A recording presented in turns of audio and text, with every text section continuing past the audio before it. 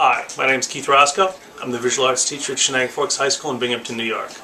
This year I worked with my computer art class to create a multimedia project combining traditional educational materials with 21st century educational materials. The project was based on the book by Andy Carroll, War Letters, and the resulting PBS documentary by Robert Kenner. The project started with the computer art class being given a packet of letters written home by soldiers in combat that they then went through, analyzed, selected a letter that they felt spoke to them. They went through then and analyzed this letter, highlighting it and selecting both descriptive and symbolic language, inspirational things that they could use for their illustration, and then went to the art department website where for this particular project they had links to the Robert Kenner film War Letters, which we watched,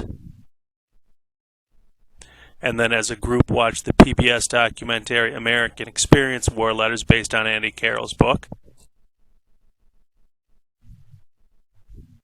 And students on the website had a self-guided PowerPoint that they went through as a warm-up to the assignment that took them to the PBS site They Drew Fire, which talks about combat artists and exactly what artists do in combat, and had a link to the Michelle Norris podcast, her interview about the HBO film Last Letters Home. Once all this inspirational work was done, students went ahead and did a diagnostic exercise, collecting information to help them gather ideas, concepts, symbols that they could use in their illustration to reflect the content of their letter home.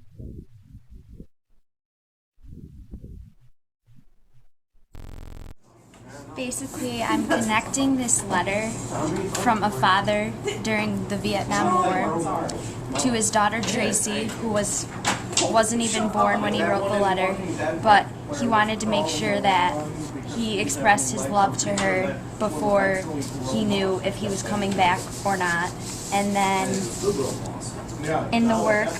I'm taking separate symbols and icons and textures and pictures and even fonts to represent the letter and its meaning in different ways, such as a child crying, a teddy bear, pink for love and daughter, an army green for the father, different fonts of war to represent the meaning.